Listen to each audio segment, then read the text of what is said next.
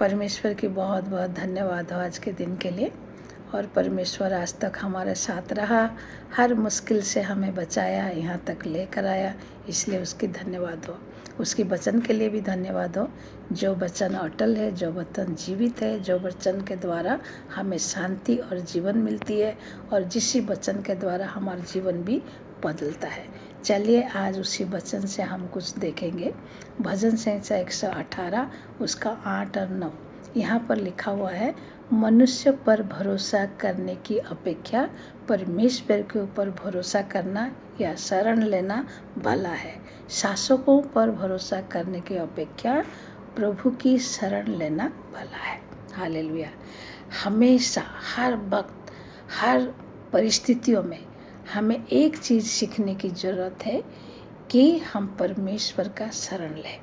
चाहे हमारा परिस्थिति कैसे भी क्यों ना हो, हमारा परिस्थिति कितना कठिन क्यों ना हो, हमारा जीवन कितना कठिन क्यों ना हो, परमेश्वर का जीवित वचन में लिखा हुआ है कि हर परिस्थिति में, हर चीज़ों में हमें परमेश्वर के ऊपर ही भरोसा करना चाहिए, उसी का ही शरण लेना चाहिए। जब हम उसके ऊपर भरोसा करते हैं, शरण लेते हैं, तो असंभव का चीज़ भी हमारे जीवन में क्या होगा, संभव हो जाएगा, और प्रभु हमारे जीवन में वो सब कुछ संभव करेगा। तो आज परमेश्वर का वचन हमें उत्साहित करता है कि हम सिर्फ परमेश्वर के ऊपर भरोसा करें।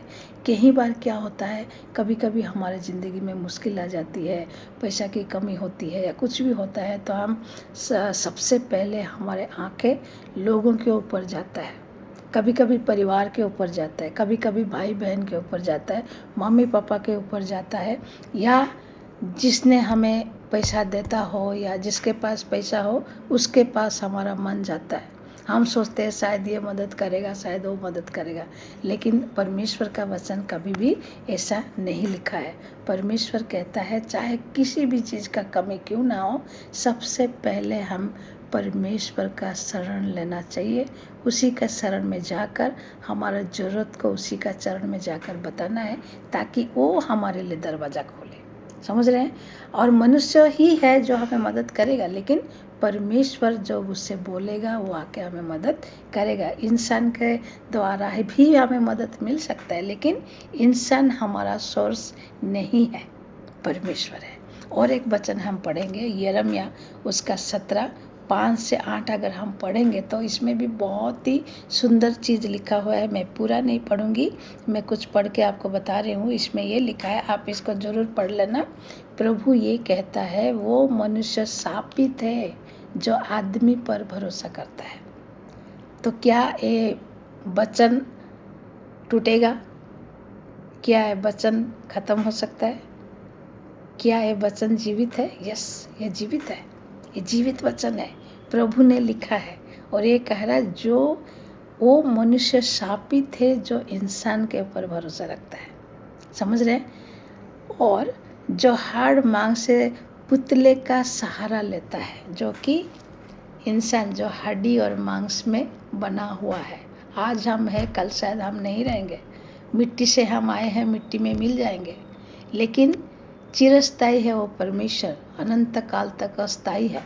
वो आज है, कल है, परसों रहेगा, और हमेशा, मतलब उसका कोई अंत नहीं है। इसलिए प्रभु कह रहा है कि जो पुतले हैं, हम एक पुतले के बराबर है, तो इंसान एक पुतला है, पुतले के बराबर है, तो उसके ऊपर अगर हम भरोसा करेंगे तो हम शापित हो जाएंगे, है ना। और सहारा लेता है जिसका हृदय प्रभु से भटक जाता है। हम भटक भी जाते हैं, प्रभु से हम दूर भी हो जाते हैं, इसलिए प्रभु कह रहा है कि हम उनसे नहीं होना। तो आखिरी में ये पढ़ रही हूँ कि धन्य है वो मनुष्य जो प्रभु पर भरोसा करता है। उसका नीचे अगर हम पढ़ेंगे, लिखा है, धन्य है वो मनुष्य जो परमेश्वर के ऊपर भरोसा करता है, जिसका भरोसा प्रभु है। हालेलुया। जिसका भरोसा प्रभु है, वो मानो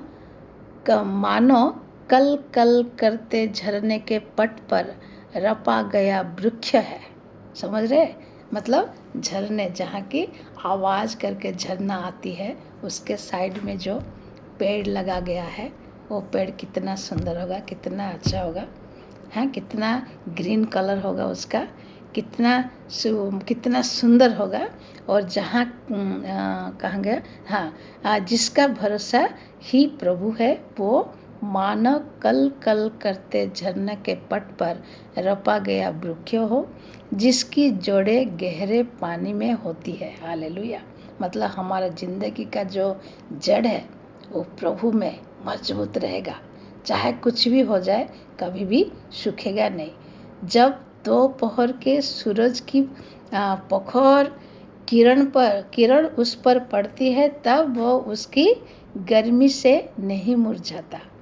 उसके पत्ते सदा हरे बने रहेंगे और वर्षा न होने पर भी उसको चिंता नहीं होती, क्योंकि वो सूखा पड़ने पर भी फलता है। हालेलुया। तो क्या ऐसे ज़िंदगी हमें चाहिए? अगर हमारा ज़िंदगी रूखी सूखी ना हो, ये हमारे बारे में लिखा हुआ है, ये पेड़, हम एक पेड़ के बराबर है, हमारे ज़िंदगी के बारे में लिखा हुआ है, तो हमारा ज़िंदगी का पत्ता कभी मुरझेगा नहीं, हरा भरा रहेगा। चाहे पानी पड़े ना पड़े, चाहे बारिश आए ना आए, चाहे सूरज की किरण जितनी भी तेज़ क्यों ना हो, हमारा ज़िंदगी हमेशा हरा भरा रहेगा अगर हम परमेश्वर के ऊपर पूरी तरह से भरोसा रखें तब। समझ रहे? तो प्रभु का वचन अनंत वचन है, इसी वचन कभी नहीं टलेगा। तो इसी वचन के ऊपर हमें भरोसा रखना चाहिए। हम 10 साल से 20 साल से ईसाई होने से फ़ायदा नहीं है। ईसाई का मतलब हम स्वर्ग नहीं जाएंगे, ईसाई होने से स्वर्ग जाने का नहीं है। ईसाई का मतलब बिलीवर, विश्वासी, परमेश्वर के वचन के ऊपर भरोसा करना, विश्वास करना। एक ईसाई परमेश्वर का वचन के ऊपर भरोसा करके जीवित रहेगा। विश्वासी विश्वास के द्वारा जीवित रहेगा। क्या विश्वास करेगा? प्रभु का वचन। अगर प्रभु का वचन को हम विश्वास करके उसके अनुसार अगर हम चलते हैं, तब हम जीवित रहेंगे, हरा भरा रहेंगे। हर मुश्किल घड़ी में, हर परिस्थिति में हमारा जीवन कभी भी मुरझाएगा नहीं। इसलिए आज इसी वचन के द्वारा प्रभु हमें सिखा रहा है कि हम मनुष्य के ऊपर भरोसा ना करें, लेकिन परमेश्वर के ऊपर भरोसा करें। जब हम परमेश्वर के ऊपर भरोसा करेंगे, मनुष्य के द्वारा भी हो सकता है प्रभु हमारे लिए मदद लाए, लेकिन मनुष्य हमारा सोर्स नहीं है, परमेश्वर है। तो परमेश्वर हमें मदद करे, अनुग्रह करे, ताकि हमारा हर परिस्थिति में परमेश्वर को ऊपर हम भरोसा रखें, उसकी शरण लें और हमारा हर दुआ हम उसके चरण में रखें। हालेलुया। प्रभु इसी वचन से आप लोगों को मदद करे, हम समझें और जिए तो सिर्फ वचन के द्वारा जिए। आमीन।